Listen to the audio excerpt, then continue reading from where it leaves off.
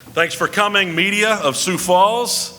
It's a big, exciting day on the heels of the World of Outlaw race at Huset Speedway this year. And we're having this press conference today to go through some very exciting news that we're doing with the former Huset Speedway in Brandon, South Dakota, and partially because of the timing of where we are and how exciting the Outlaws is to the area and the community and the race fans and the drivers. And frankly, this is to dispel a lot of the rumors that have been going around out there on what's going on. I've heard some of the funniest, craziest stories recently on what's happening with my purchase of Huset Speedway and turning it into Badlands Motor Speedway. And I want to have this opportunity today to really take the tough questions from the fans and the drivers and the people in the know so we can dispel all these rumors and get started on this great journey with Badlands Motor Speedway. I'm going to jump right into it, and then we're going to field questions. And I really want people to step up, including the people on this panel, to ask the questions that they want to know as fans and as drivers and what's going on. I'm going to give a few brief things and maybe a few shockers to what's going on, but probably the biggest thing that the biggest newsworthy fact is after probably 50 years, we're changing Huset Speedway to Saturday nights. And that's going to be fantastic, in my opinion, for the fans and the drivers and everybody, for the city of Brandon, everybody out there. One of the first things that I jumped into when I started this project is finding out why we were racing on Sunday nights, and the biggest answer I got was that's what we do. That's what we've done in the past, and I'm not really a firm believer of just chasing what's been done in the past. We're going to really hold the history of Huset's in a great place out there, but Saturday nights is a night to race. We're going to be the front runner at Badlands Motor Speedway. Saturday nights we're going to be racing our big classes. It's going to be our 410 Outlaw Sprints. It's going to be our 360 Sprint cars, and it's going to be our street stock cars. Right now they're running a lot of classes out there on Sunday nights, and it gets to be a long race. And I'm in the rock and roll business, and my favorite rock band is AC/DC. And if I traveled across the country to see AC/DC and I have to sit there through 4 crappy warm-up acts, I'm not happy. And a lot of the fans out there are coming later and later and later. This isn't to say that the lower classes are anything less, but the bottom line is people are coming to see the big boys, the big race, and we're going to make Saturday night the big race in the Midwest. And it's going to be over the top. Sunday nights. We're racing Sunday nights too. We're going to race Saturday and Sundays. And Sundays, we're going to be racing the 305s that are going to be our headliner. We're going to be racing, what are those little guys called? Micro sprints. Micro sprints. A B-mod, am I right here? Yep. Excuse my ignorance, I'm learning all this technology and racing as we go. B-mods and then hobby stocks. We're going to race those on Sunday. One of the main goals of Sunday is to provide a family value. It's going to be family value night. Basically everything's going to be half price, from admission to hot dogs to beer to whatever. We're going to start a little earlier on Sundays, to be determined. But honestly, the main reason for Sunday night is the biggest complaint I've heard from drivers and fans is similar to this year, and it's no fault of Steve's or anybody else, but 5 of the first 6 races rained out. And it sucks for a driver to drive all the way across the country and get to Huset Speedway and have the race rain out and go back to where they came from. So what we're going to do is we're going to change our big program, our main program, our rock and roll show to Saturday night. And if we rain out Saturday, we're going to move that show to Sunday. We're going to bump Sunday's show, probably let the 305s come in and run 4 categories. But the drivers who get here, if we rain out Saturday night, we're going to run that show Sunday. So if you bought a ticket, if you are a sponsor, if you are a food vendor, if you're a driver, anybody involved, you're going to get to take part in that show on Saturday night. And as far as I know, from talking to everybody up here and around, I don't think anybody's doing that. There isn't a backup night in racing. So that's one of the biggest things we're going to be doing out there. We've allotted $5 million over the next 3 years to bring this track to a national quality level. Frankly, it's already one of the nicest dirt tracks out there. And if you've been to any dirt tracks, you're well aware of this. But what it's going to turn into is the Empire Mall versus a gas station. This is really going to be over the top. Everything's going to be new when we're done. We're going to concrete the infield. We're going to put actual lights in the parking lot. What a concept. The whole infrastructure, the electrical, the plumbing, all new restrooms, all new concession stand, VIP towers, VIP seating, reserve ticketing that you can get before the track. Everything that you would see at a major sporting event, we're going to bring to Huset's and really make this the premier venue. Not only for the races every Friday and Saturday, but we've already allotted 4 dates next year for major concerts on Friday, June 17th, Friday, July 22nd, Friday, August 5th, and Thursday, August 25th. So we've had 4 great concerts. I can't release the bands yet because that would be anticlimactic and you won't come back for the next press release. But it's going to be big. When I do things, I do them big, or I don't do them at all, and the concerts are going to be awesome. We're going to have monster trucks back. We're going to have super motocross and enduros and tractor pulls, and we're bringing Evel Knievel back from the dead. He's going to come and jump Huset Speedway and land in a pile of cows in the field next door, which I bought last week. I bought the field next door. So we have 13 acres of new parking at Huset Speedway, and we're really trying to do everything we can at Badlands to add this to part of the Badlands brand, the Badlands Entertainment Network, and the Badlands vision as a whole. And with our new Badlands property, having an 1,800 person concert venue inside and being able to queue that up with an 18,000 person concert venue outside has been my dream for a long time. And thanks to Steve for helping escalate that dream. It's going to be exciting for everybody here, and it'll be the largest outdoor concert venue around with real restrooms and great food and all kinds of good stuff. One of the other bigger announcements is the Badlands Motor Speedway $250,000 Rock and Roll Gold Cup that we're going to kick off next year.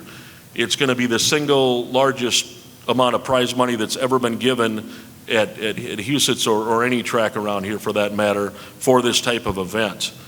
And that's going to be Thursday, August 25th. We're going to kick that off with a concert. For everybody, it's a 4-day event. Friday, Saturday, and Sunday are going to be racing. It's going to be the 410 sprints only. $50,000 for first place in 2 categories, winged and unwinged sprints. And we haven't did unwinged sprints at the track for a long time. There's drivers all over the country that think it's crazy to have a wing on your sprints car, and vice versa. When they see them at Huset's, they go, "What's wrong?" They forget their wings at home.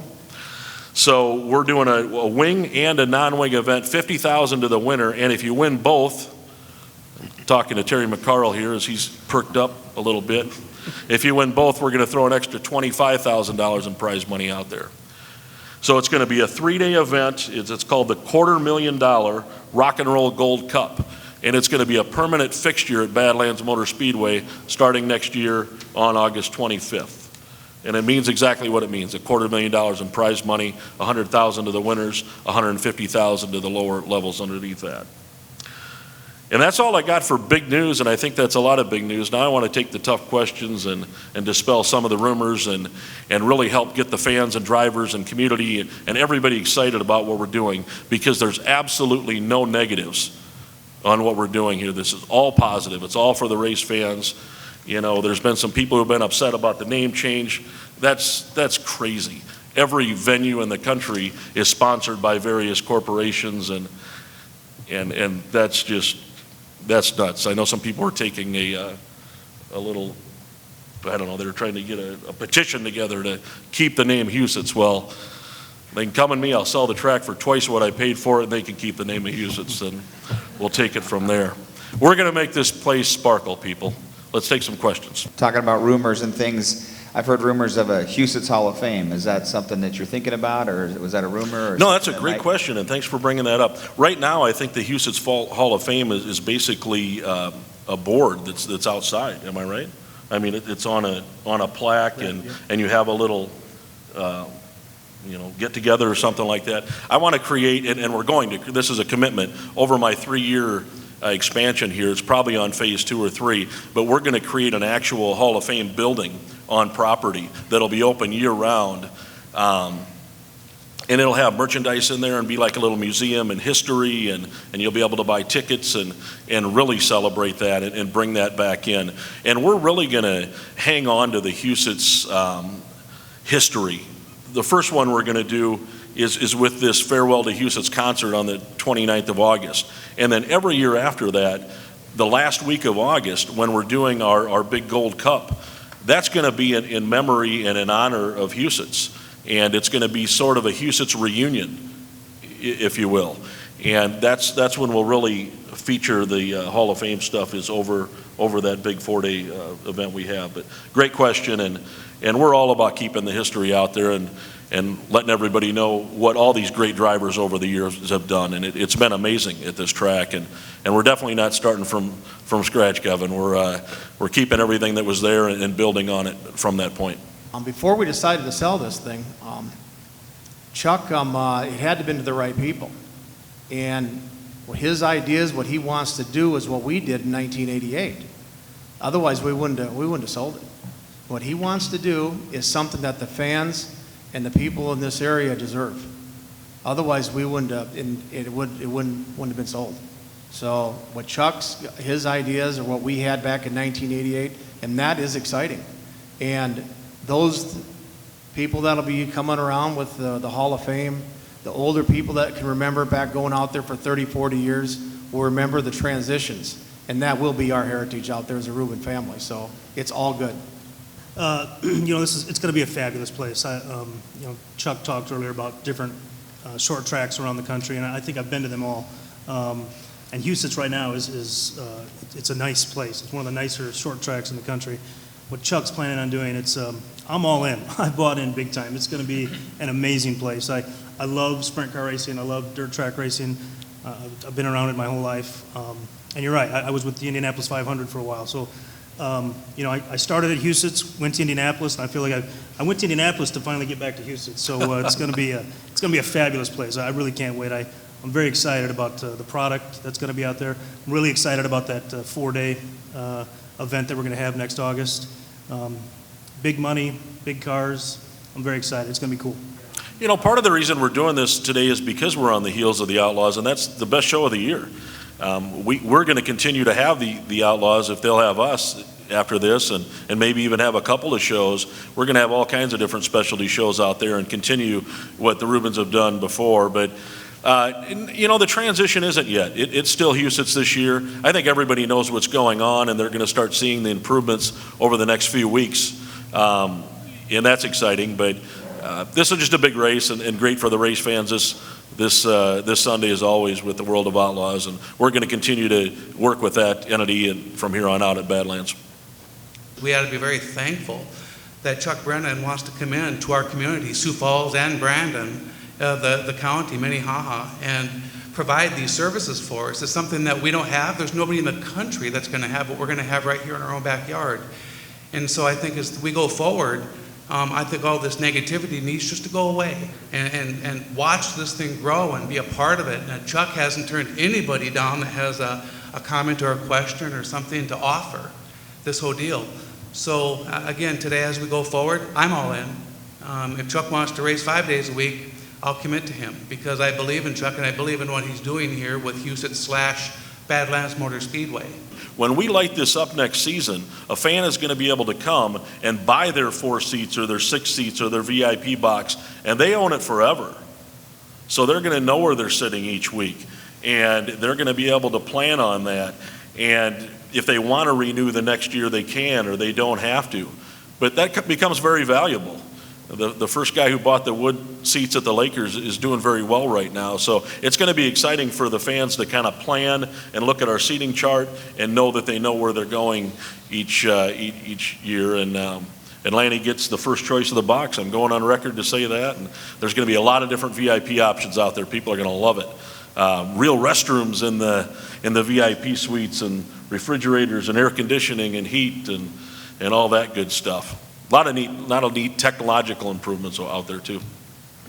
One of the questions I've been asked a lot in the last 3 or 4 weeks is the racing is going to be gone. It's going to be all concerts.